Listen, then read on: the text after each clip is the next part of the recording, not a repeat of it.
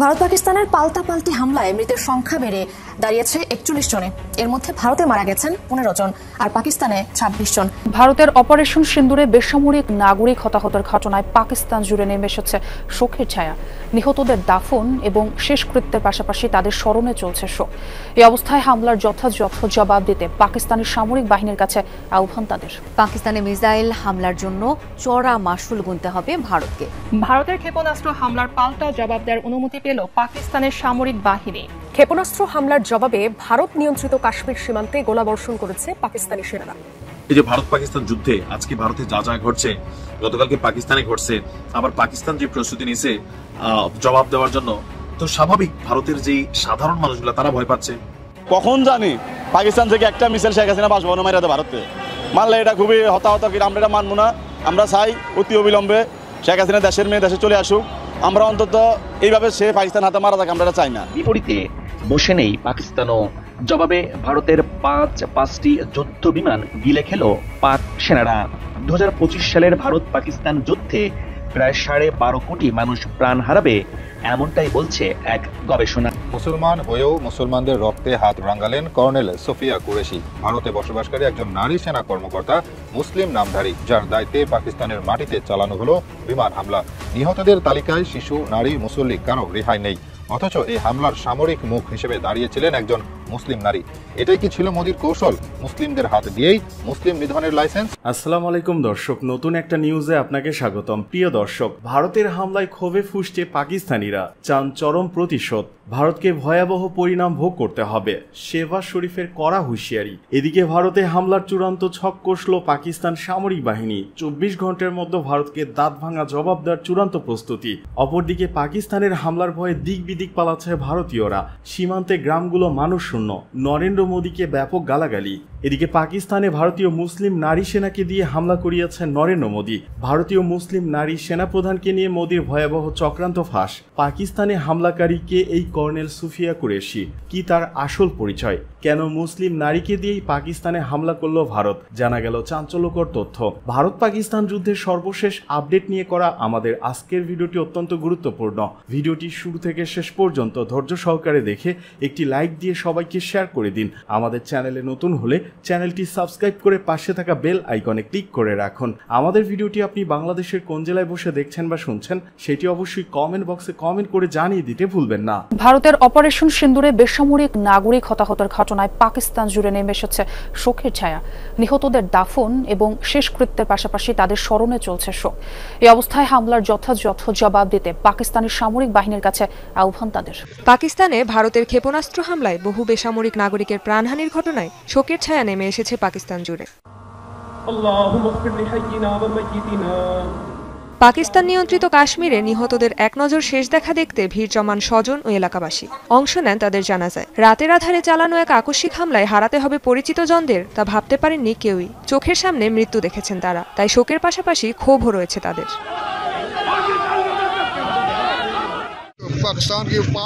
পাকিস্তানের সেনাবাহিনীকে এই আশ্বাস দিতে চাই, আজাদ কাশ্মীরের মানুষ থেকে শুরু করে পুরো পাকিস্তান আপনাদের পাশে আছে। ভারত আজাদ কাশ্মীরের সন্ত্রাসী আস্তানা লক্ষ্য করে হামলা চালানোর দাবি করলেও টার্গেট ছিল নানা বেসামরিক স্থাপনা, বাদ যায়নি মসজিদ, এমনকি স্কুলও। এখনও আতঙ্কে এলাকাবাসী। গত রাতে ওরা একটা মসজিদে হামলা চালিয়েছে। তখন মসজিদে একজন ইমাম ছাড়াও ছিলেন এক খাদেম আর এলাকার একজন মানুষ। সবাই শহীদ হয়েছেন। আল্লাহ যেন তাদের শাহাদাত কবুল করেন। মসজিদের ঠিক পেছনেই আমাদের বাসা। মাঝরাতে হঠাৎ হামলা হয়। স্কুলটা মারাত্মকভাবে ক্ষতিগ্রস্ত হয়েছে। এখন শিশুরা ভয়ে আছে। স্কুলের ছাদ ভেঙে পড়েছে, জানালাগুলো চূর্ণ বিচূর্ণ, দরজা আসবাবপত্র সব ধ্বংস হয়ে গেছে। এ অবস্থায় হতাহতদের স্বজনদের দাবি হামলার পাল্টা জবাবের। বুধবারের ভারতের অপারেশন সিঁদুর অভিযানকে শক্তভাবে প্রতিহতের দাবি করেছে পাকিস্তান। পাকিস্তানের সেনাবাহিনীর মুখপাত্র জানান, ভারতের প্রায় 5টি বিমান ভূপাতিত করা হয়েছে। এবার সামনে এলো নতুন আরেক তথ্য। বুধবারে নয়াদিল্লির অপারেশন সিঁদুরে শুধু একতরফা হামলা হয়নি, বরং ইসলামাবাদের প্রতিরোধ ব্যবস্থা অনেক শক্তিশালী ছিল বলে জানিয়েছে মার্কিন গণমাধ্যম CNN।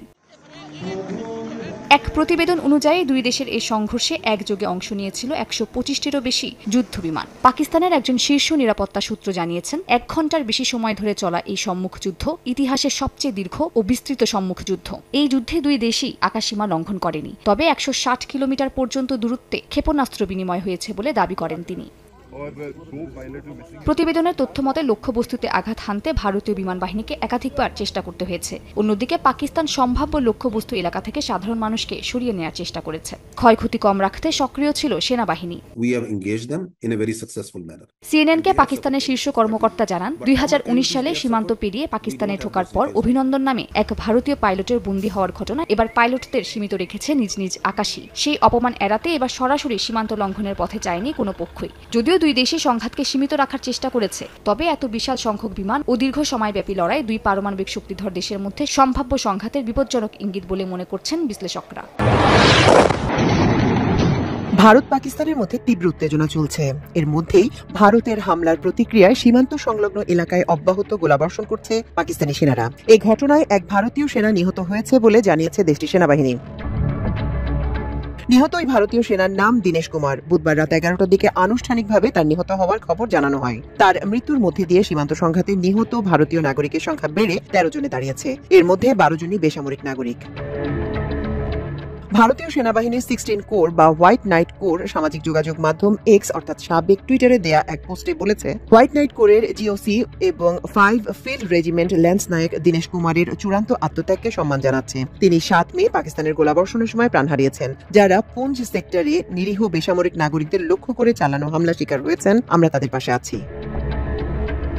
পাকিস্তানি সেনারা বুধবার সারাদিন সীমান্ত সংলগ্ন এলাকায় গোলাবর্ষণ করে। বিশেষ করে পাকিস্তান নিয়ন্ত্রিত কাশ্মীরের পুঞ্জ এলাকায় ব্যাপক গোলাবর্ষণের খবর পাওয়া গেছে। এতে আহত হয়েছেন প্রায় 40 জন। এই প্রতিবেদন তৈরি করা পর্যন্ত গোলাবর্ষণ অব্যাহত ছিল। ভারতীয় সেনা কর্মকর্তারা দাবি করেছে, তারা এই গোলাবর্ষণের উপযুক্ত জবাব দিচ্ছে। পাকিস্তান ও পাকিস্তান নিয়ন্ত্রিত কাশ্মীরে ভারতীয় হামলার পর থেকেই সীমান্তে ভারী গোলাবর্ষণ শুরু করে পাকিস্তান। সবচেয়ে বেশি গোলা নিক্ষেপ করা হয়েছে পুঞ্জ জেলার কৃষ্ণাঘাটি, শাহপুর ও মানকোট এবং রাজৌরির লাম, মাঞ্জাকোট ও গম্ভীর ব্রাহ্মণা এলাকায়। উত্তর কাশ্মীরের বারামুল্লার উরি সেক্টর ও কুপওয়ারার তাংধার সেক্টরে পাকিস্তানের তীব্র গোলাবর্ষণে একাধিক গ্রাম ক্ষতিগ্রস্ত হয়েছে। কর্তৃপক্ষ জানিয়েছে, পাকিস্তানি সেনাবাহিনীর নিক্ষেপ করা গোলা বারামুল্লা শহর থেকে 30 কিলোমিটার ভেতরে গিঙ্গাল গ্রাম পর্যন্ত আঘাত আনে। এতে অন্তত 11 জন আহত হয়, যাদের বেশিরভাগই সালামাবাদ এলাকার বাসিন্দা। উরির এক বাসিন্দা বলেন, মঙ্গলবার রাত 11টার দিকে গোলাবর্ষণ শুরু হয়। আমরা বাংকারে ঢুকে পড়ি। এর কিছু সময় পর গোলাবর্ষণের তীব্রতা বাড়ে। 2021 সালে যুদ্ধবিরতি নবায়নের পর এটাই সবচেয়ে খারাপ পরিস্থিতি। সরকারি সূত্র বলছে, সীমান্তবর্তী এলাকার বাসিন্দারা ভূগর্ভস্থ বাংকারে অবস্থান নিয়েছেন। সীমান্ত থেকে দূরবর্তী এলাকার আরো অনেক মানুষ ক্ষতিগ্রস্ত হয়েছে। কামালকোট, সালামাবাদ, দাচনা ও গিঙ্গাল গ্রামে পাকিস্তানের গোলা আঘাত হানে। এক কর্মকর্তা জানিয়েছেন, গোলার আঘাতে অন্তত 15টি বাড়ি ক্ষতিগ্রস্ত হয়। এদিকে চলমান উত্তেজনার মধ্যে পাকিস্তানের পাঞ্জাবের গুজরানওয়ালা শহরে একটি ভারতীয় ড্রোন ভূপাতিত হয়েছে। বৃহস্পতিবার সকালে শহরের ক্যান্টনমেন্ট এলাকায় 2টি বিস্ফোরণের শব্দ পাওয়ার পর বিমান প্রতিরক্ষা ব্যবস্থা সচল হয়। এরপরই গুলি করে নামানো হয় ড্রোনটিকে। অন্যদিকে ভারত ও পাকিস্তানের মধ্যে চলমান সংঘাতকে ভয়াবহ উল্লেখ করে তা অবিলম্বে বন্ধের আহ্বান জানিয়েছেন যুক্তরাষ্ট্রের প্রেসিডেন্ট ডোনাল্ড ট্রাম্প। হোয়াইট হাউসে এক বক্তব্যে তিনি বলেন, দুদেশের সঙ্গে তার ভালো সম্পর্ক রয়েছে এবং প্রয়োজনে সংঘর্ষ নিরসনে তিনি সহায়তা করতেও প্রস্তুত। ট্রাম্প বলেন, তারা পাল্টাপাল্টি হামলা চালাচ্ছে, অন্তত এখন তারা থামবে বলে আশা করছি। দুদেশের সঙ্গে আমাদের ভালো সম্পর্ক রয়েছে, আমি চাই এই সংঘাত বন্ধ হোক। ওভাল অফিসে সাংবাদিকদের সঙ্গে আলাপকালে ট্রাম্প বলেন, আমি যদি কোনোভাবে সাহায্য করতে পারি তাহলে অবশ্যই করব। গত মঙ্গলবার দিবাগত রাতে পাকিস্তানের বিভিন্ন এলাকায় হামলা চালায় ভারতীয় বাহিনী। এই হামলায় এখন পর্যন্ত 31 জন নিহত এবং 57 জন আহত হয়েছে বলে পাকিস্তানি সেনাবাহিনী জানিয়েছে। এদিকে হামলার পর থেকে সীমান্তে পাকিস্তানি বাহিনীর গোলাবর্ষণে 15 বেসামরিক নাগরিক নিহত এবং 43 জন আহত হয়েছে বলে জানিয়েছে ভারতীয় সেনাবাহিনী। গত 22 এপ্রিল ভারত নিয়ন্ত্রিত কাশ্মীরের পেহেলগামে পর্যটকদের উপর বন্দুকধারীদের হামলায় 26 জনের প্রাণহানির পর থেকেই ভারত পাকিস্তানের মধ্যে উত্তেজনা চলছিল। এখন তা পাল্টাপাল্টি হামলায় রূপ নিয়েছে। মুসলমান হয়েও মুসলমানদের রক্তে হাত রাঙালেন কর্নেল সোফিয়া কুরেশি, ভারতে বসবাসকারী একজন নারী সেনা কর্মকর্তা, মুসলিম নামধারী, যার দায়িত্বে পাকিস্তানের মাটিতে চালানো হলো বিমান হামলা। নিহতদের তালিকায় শিশু, নারী, মুসল্লি কারো রেহাই নেই। অথচ এই হামলার সামরিক মুখ হিসেবে দাঁড়িয়েছিলেন একজন মুসলিম নারী। এটাই কি ছিল মোদির কৌশল? মুসলিমদের হাত দিয়েই মুসলিম নিধনের লাইসেন্স। এই অপারেশনকে বলা হচ্ছে অপারেশন সিন্দুর। সিন্দুর একটি হিন্দু নারীর পরিচয়ের প্রতীক। যেখানে রক্তের মতোই লাল এই পবিত্র চিহ্ন, কিন্তু সেই নামেই পাকিস্তানে চালানো হলো ক্ষেপণাস্ত্র হামলা। প্রশ্ন উঠতেই পারে, এটা কি নিছক কাকতালীয় নাকি একটি হিন্দুত্ববাদী বার্তা? আর সেই সিন্দুর অভিযানের সামরিক ব্রিফিং এর কেন্দ্রীয় মুখ কে? একজন মুসলিম নারী, সোফিয়া কুরেশি। ভারত বলছে তারা জঙ্গিদের ঘাঁটি ধ্বংস করেছে, কিন্তু বাস্তবে বোমা পড়েছে মসজিদে, পুড়েছে হাসপাতাল, ধসে পড়েছে শিশুর শরীর। আর এই ভয়াবহ ধ্বংসযজ্ঞের পর যিনি ভারতীয় পতাকার নিচে দাঁড়িয়ে বলেন এটি সফল অপারেশন, তিনি একজন মুসলিম নারী, কর্নেল সোফিয়া। শুধু পাকিস্তান নয়, গোটা মুসলিম বিশ্বের গায়ে এ যেন এক ছুরি চালানো হলো মুসলমান নামের ছুরি দিয়েই। এখানে প্রশ্ন একটাই, এই মহিলার পরিচয় কি শুধুই ইউনিফর্মে সীমাবদ্ধ? তিনি কি সত্যিই বুঝতে পারলেন না যে মাটিতে ক্ষেপণাস্ত্র পড়েছে তা মুসলমানদের ভূমি, যার মিনারে কোরআনের আয়াত ধ্বনিত হয়, সেই মিনারে এখন আগুনের ছায়া? নাকি মোদীর রাষ্ট্র যেভাবে শিক্ষা দিয়েছে সেভাবে তিনি নিজের ধর্মকে ঝেড়ে ফেলেছেন? ভারতের রাষ্ট্রনীতি এখন পরিণত হয়েছে এক ধূর্ত খেলায়, ধর্মের মুখোশ পরে ধর্মকেই ধ্বংস করা। কর্নেল সোফিয়া কুরেশি যেন সেই হিজাবহীন সৈনিক যিনি শপথ নিচ্ছেন ভারত মাতা কীর্তনে, কিন্তু বন্দুক তাক করে আছেন মসজিদের দিকে। একজন মুসলিম নামধারী নারী যখন নিজের ধর্মীয় পরিচয়কে প্রোপাগান্ডার মুখ বানিয়ে শত্রুর ভূমিতে হামলা চালান, তখন সেটি কেবল রাজনৈতিক কৌশল নয়, সেটি হয় আত্মপরিচয়ের বিপর্যয়। এখানে বিষয়টি কেবল একজন নারী সেনা কর্মকর্তা নয়, এটি একটি রাষ্ট্রের পরিকল্পিত অপারেশন। মোদীর ভারত জানে সরাসরি হিন্দুত্ববাদ দিয়ে মুসলমানদের বিরুদ্ধে হামলা চালালে বিশ্ব প্রতিক্রিয়া আসবে, তাই তারা বেছে নিয়েছে মুসলিম মুখ, মুসলিম নাম, মুসলিম জনমনে ইউনিফর্ম, যেন প্রমাণ করা যায় আমরা ধর্মান্ধ নই, অথচ আসল খেলা চলে ভিতরে, যেখানে শিকার শুধুই মুসলমান। এই অপারেশন যেদিন পরিচালিত হলো সেদিন পাকিস্তানের 9টি স্থানে আঘাত হেনেছিল রাফায়েল যুদ্ধ বিমান। বোমা পড়েছে ঘরবাড়িতে, মসজিদে, মাদ্রাসায়। নিহতদের কেউ সন্ত্রাসী নয়, কেউ অস্ত্রধারী নয়, বরং তারা নামাজরত মুসল্লি, শয্যায় রোগী, ঘুমন্ত শিশু। অথচ অপারেশনের সামরিক ব্যাখ্যায় বলা হয়েছে এই অভিযান ছিল সন্ত্রাস বিরোধী সুনির্দিষ্ট পদক্ষেপ। একজন মুসলিম নারী কর্মকর্তা যখন এ কথা বলেন, তখন তা রাষ্ট্রীয় সন্ত্রাসকে বৈধতা দেওয়ার সবচেয়ে মারাত্মক কৌশলে পরিণত হয়। ভারত কর্নেল সোফিয়াকে তুলে ধরছে নারী ক্ষমতায়ন এবং সংখ্যালঘু অন্তর্ভুক্তির প্রতীক হিসেবে। বাস্তবতা হলো তিনি একজন প্যাকেজড সেনা চরিত্র, যার পরিচয় এখন ব্যবহৃত হচ্ছে মোদীর কৌশলগত প্রচারে। অথচ ভারতের অভ্যন্তরে মুসলমান নারীদের হিজাব নিষিদ্ধ, শিক্ষা থেকে বঞ্চনা, সহিংসতা আর বিভেদের শিকার হতে হচ্ছে প্রতিদিন। কিন্তু তাদের মাথা ব্যথা নেই মিডিয়ায়, নেই মন্ত্রীদের ভাষণে, কারণ তারা সিস্টেমের ঘুঁটি নয়, তারা মোদীর সামরিক কল্পকাহিনীর নায়িকা নয়। আজ কর্নেল সোফিয়া কুরেশি পাকিস্তানের হামলার মুখ, কাল হয়তো তাকে বানানো হবে ভারতের মুসলিম ফেস অফ ডিফেন্স। তাতে মোদী বলবেন আমরা মুসলিম বিদ্বেষী নই, অথচ প্রতিদিন মুসলমানদের ঘর ধ্বংস হয়, ছেলেদের এনকাউন্টার হয়, মেয়েদের গলা টিপে মারা হয়। এটাই হিপোক্রেসির চূড়ান্ত রূপ, যেখানে ইসলাম ধ্বংসে ব্যবহৃত হয় ইসলামেরই নামধারী মুখ। যে অপারেশনের নেতৃত্বে কর্নেল সোফিয়া কুরেশি ছিলেন, সেই অপারেশনের রাফায়েল উঠেছিল আকাশে। ফ্রান্স থেকে শত শত কোটি ডলারে কেনা যুদ্ধ বিমান, যার প্রতিটি নিয়ে গর্ব করত দিল্লি, সেই রাফায়েল এক রাতে ভূপাতিত হয়েছে পাকিস্তানের প্রতিরক্ষা ব্যবস্থার গায়ে ধাক্কা খেয়ে। শুধু এক রাতে ভারত হারিয়েছে 3টি রাফায়েল, সঙ্গে SU-30 ও MiG-29। এই ধ্বংস শুধু সামরিক নয়, এটি মোদী সরকারের অজেয় আধুনিক বাহিনী নামক মিথের অন্ত্যেষ্টি। আর ঠিক এই ব্যর্থতার মুখেও দাঁড়িয়ে কর্নেল সোফিয়া বলছেন আমরা সফল। এই নারী কি বুঝতে পারছেন না তার নেতৃত্বে একটি অপারেশন ব্যর্থ হয়েছে? নাকি তিনি জানেন তার দায়িত্ব শুধু মুখ হয়ে ওঠা, সত্য বলা নয়? ভারতের পক্ষ থেকে এখন রাফায়েল ধ্বংসের খবর চাপা দেওয়ার চেষ্টা চলছে।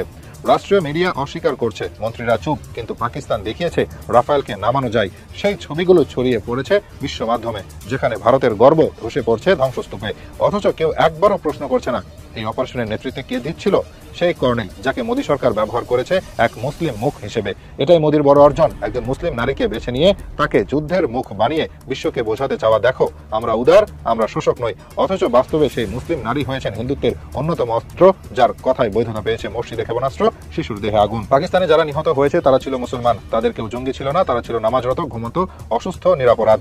এই মুসলমানদের উপর বোমা পড়েছে, আর সেই হামলার সামরিক মুখ একজন মুসলিম নারী। এটা কেবল নিছক ট্র্যাজেডি নয়, এটি রাজনৈতিক হাইপোক্রেসির সর্বোচ্চ রূপ। ভারতের বাস্তবতা হচ্ছে তারা মুসলমানকে গুলি করে, আবার মুসলমানকে দিয়ে সেই গুলির দাফন করায়। কর্নেল সোফিয়া কুরেশি হয়ে উঠেছেন সেই ব্যবস্থার মুখ, যেখানে মুসলিম পরিচয় ভাড়া নেওয়া হয় কেবল বৈধতার মুখোশ হিসেবে। তিনি কিভাবে একজন মুসলিম হয়ে নিজের নামের পেছনে কুরেশি লাগিয়ে একটি মুসলিম রাষ্ট্রে আক্রমণের সামরিক মুখ হতে পারলেন? কিসের শপথ তাকে এমন কাজে ঠেলে দিল?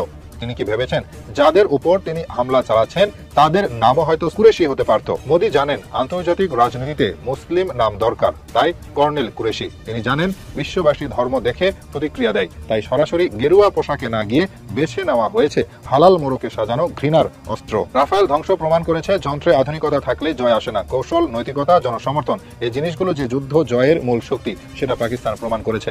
আর কর্নেল সোফিয়া প্রমাণ করেছেন একজন মুসলিম হয়ে শুধু বাহিনীর সদস্য হলেই চলবে না, আত্মপরিচয়ের দায় ও বিবেকহীনতা ইতিহাস ক্ষমা করে পারে না। তিনি হয়তো সফল সামরিক অফিসার, হয়তো প্রশংসা পাচ্ছেন দিল্লির অফিসগুলোতে, কিন্তু বিশ্ব মুসলিম তাকে মনে রাখবে সেই নারী হিসেবে যিনি নিজের ধর্মের নাম নিয়ে অন্য মুসলমানের বুক ছিঁড়েছেন। আমি আমার প্রত্যেকটা ভিডিওতে বরাবরই কিন্তু একটা কথা বলি, যারা আমার ভিডিও দেখেন যে কোনো যুদ্ধে সবচেয়ে বেশি ক্ষতিগ্রস্ত হয় গরিব মানুষ। বড়লোকরা পয়সা কামায়, বড়লোক রাষ্ট্রগুলো পয়সা কামায়, এবং দেশের যারা ধনাঢ্য ব্যক্তি থাকেন তারা এই যুদ্ধের মধ্যে দুর্নীতি, লুটপাট, ধান্দাবাজি এগুলা করেন। আর বাটে পড়ে কারা? গরিব মানুষগুলা। এই যে ভারত পাকিস্তান যুদ্ধে আজকে ভারতে যা যা ঘটছে, গতকালকে পাকিস্তানে ঘটছে, আবার পাকিস্তান যে প্রস্তুতি নিছে জবাব দেওয়ার জন্য, তো স্বাভাবিক ভারতের যে সাধারণ মানুষগুলা তারা ভয় পাচ্ছে। যেমনটা গতকালকে পাকিস্তানের মানুষ বলতেছিল তারা কিয়ামত দেখছে, তো এই কিয়ামতকে আবার ফিরে আসবে না? আবার আসবে। বন্ধ হবে কোথায়? হবে না। কেননা এখানে দুর্নীতির একটা বিশাল স্টোরি হবে, বিলিয়নস অফ ডলার খরচ হবে। তারপরে হচ্ছে ধরেন নেতা এমপি মন্ত্রীরা পয়সা কামাবে, আর টোটাইনা কথাবার্তা বলবে টেলিভিশন ক্যামেরার সামনে, আমরা ভুকানাঙ্গা জাতি, এই দেশগুলোর যারা আছি আমরা উজ্জীবিত হব। কিন্তু আসলে যে দেশ ধ্বংসের দিকে যাবে সেটা বোঝার জন্য যখন সময় আসবে তখন বহুত কিছু নাই হয়ে যাবে।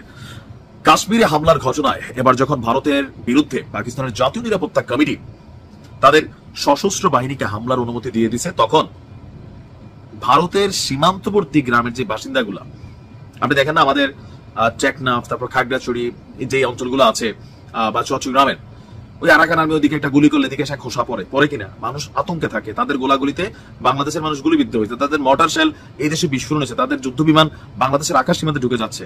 ঘটনা ঘটছে না? ঘটছে। তো ওই এলাকার থেকেও মানুষ ভয় পাইয়া, আমাদের এলাকার মানুষ, প্রশাসন বলছে আপনারা গ্রাম ছেড়ে চলে যান, ভারতে তো যুদ্ধ চলে।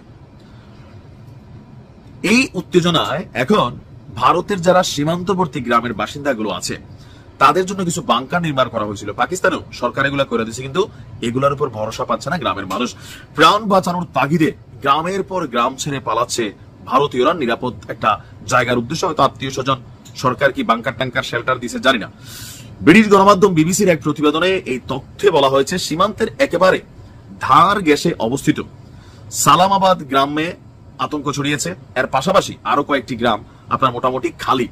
সীমান্তে প্রচন্ড গোলাবর্ষণের ফলে এই মুহূর্তে সেখানে মানুষ যারা আছে তাদের গরু ছাগল যা আছে সবকিছু নিয়ে মোটামুটি এক ধরনের রিফিউজি অবস্থায় আছে। এই গ্রামটা যেন একটা ভুতুরে জনপদে পরিণত হয়েছে। বিবিসির বক্তব্য হচ্ছে যে সকালবেলা পাকিস্তানের ছোড়া আর্টিলারি শেল বিস্ফোরণে একাধিক বাসিন্দা আহত হয়েছেন, নিহত হয়েছেন। তাদের বারমুলা হাসপাতালে নিয়ে যাওয়া হয়েছে। বিস্ফোরণের পর গ্রাম জুড়ে ধোঁয়া ছাই, বহু বাড়ি এখনো জ্বলছে, কিন্তু তাদের কেউ আর পাশে নেই, মানে তাদের সাথে আর কেউ নাই। গ্রামের প্রত্যক্ষদর্শীরা বলছেন যে 85% মানুষ এই গ্রামগুলোর আশেপাশে যারা আছে পালিয়ে গেছে। সরকার কিছু জানায়নি, জানালে আগেই চলে যেতাম। ওরা জানতো গোলাবর্ষণ হতে পারে, তবুও আমাদের ফেলে রেখেছে। বুঝলেন, আমি ভিডিওর প্রথমে যে কথাটা বললাম যে পাকিস্তান যে আর্টিলারি হামলা চালাবে এটা ভারত সরকার জানতো না। তারা তাদের গ্রামবাসীর জন্য কি নিরাপত্তা সিস্টেম দিছে, বা পাকিস্তানের আমি বলছি যে ভারত অভিযান চালাবে, আমরা আগের দিন নিউজ করতেছি, পাকিস্তান কি জানে না? তারা তো নির্দিষ্ট লোকেটেড টার্গেট গুলো আগে থেকে বুঝতো যে এখানে অভিযান চালাবে। সে এলাকার মানুষের জন্য নিরাপত্তার জন্য বাংকার শেল্টার কি তৈরি করছে, মানুষ দৌড়ের উপর আছে। পাকিস্তানও সেম ভাই, গরম গরম উত্তেজনামূলক বক্তব্য ছাড়া দুই দেশের রাজনীতিবিদরা আর ভালো কিছু এখানে উপহার দেওয়ার নাই। আর যারা ওই যে ভারতের অনেক মানুষ আছেন যারা আমার ভিডিও দেখেন, পাকিস্তান পন্থী অনেক আছেন আমার ভিডিও দেখেন, কমেন্টে যুদ্ধ করেন, আসলে কোনো লাভ নাই। রাজনীতিবিদরা বোঝে আমরা যে কর্মী হিসাবে গান্ডু, জাতি হিসেবে গান্ডু, এদেরকে হালকা মুলা জুলাইলে অনেক দূর নেওয়া যায়। এটা ভারত পাকিস্তান বাংলাদেশ সেম খেলা, সেম চেতনার গল্প। আর হচ্ছে ধরেন মানে কেমনে কারে জোশ দেওয়া যায়, কোন দেশের পক্ষে কারে গোলামি করানো যায়, আমরা এগুলাতে ডুবে গেছি। আমি চাই এই যুদ্ধ যেন বন্ধ হয়, কারণ এতে কোনো দেশের জন্য কল্যাণ হবে না। মুখের যুদ্ধ চলুক, ফেসবুকে যুদ্ধ চলুক, নতুন প্ল্যাটফর্ম এটা যুদ্ধের। এদিকে লাহোরে হঠাৎ বিস্ফোরণ, যা জানা গেল। বৃহস্পতিবার সকালে পাকিস্তানের পূর্বাঞ্চলের শহর লাহোরে একটি বিস্ফোরণের শব্দ শোনা গেছে বলে জানিয়েছে দেশটির সম্প্রচার মাধ্যম জিও টিভি। এছাড়াও ব্রিটিশ সংবাদ সংস্থা রয়টার্সের একজন প্রত্যক্ষদর্শীও বিষয়টি নিশ্চিত করেছেন। পাকিস্তানের একাধিক স্থানে ভারতের বিমান হামলার পর পারমাণবিক শক্তিধর প্রতিবেশী দেশ দুটির মধ্যে সংঘাত আরও তীব্র হওয়ার আশঙ্কা করা হচ্ছে।